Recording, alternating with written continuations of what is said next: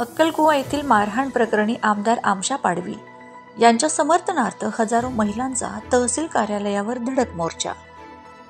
शिंदेंची शिवसेनेचे आमदार आमशा पाडवी यांना बदनाम करण्याचे षडयंत्र भाजपच्या वतीने केले जात असल्याचे आरोप। शिंदेंची शिवसेनेचे नवनिर्वाचित आमदार आमशा पाडवी यांच्यावर मारहाणी व विनयभंगाचा गुन्हा दाखल झाल्यानंतर अक्कलकुवा येथे आमदार आमशा पाडवी यांच्या समर्थनार्थ हजारोंच्या संख्येत महिलांचा मोर्चा।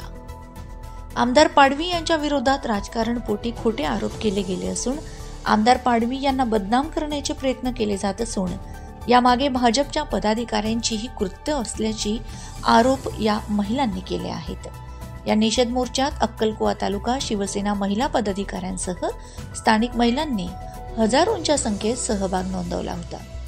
आमदार पाडवी यांच्यावर केलेले सर्व आरोप खोटे असून त्यांना बदनाम करण्याचे षडयंत्र रचण्यात आले असल्याचे यावेळी निवेदन या महिलांद्वारे तहसीलदार यांना देण्यात आले आहे।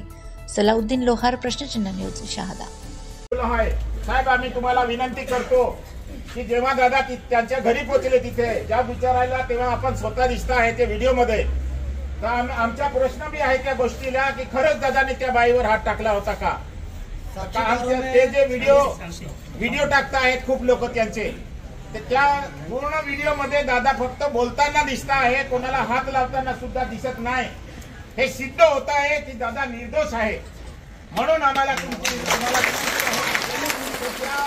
पूर्ण चौकशीमध्ये दादांना काढण्यात यावं आणि जर त्यांच्याकडे पुरावे असतील तर सार्वजनिक करा, आम्ही ते मान्य करू।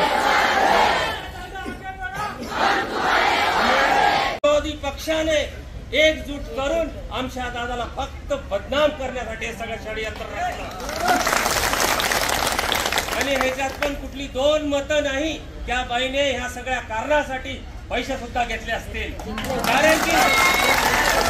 कारण की जी बाई सांगते आमच्या दादाने माझ्या छात्या दाबल्या, आमच्या दादाने माझ्या प्रायव्हेट पार्टवर जी बाई हे सांगू शकते तर ती बाई पैशासाठी नाही करते तर कशासाठी करते सांगा मला।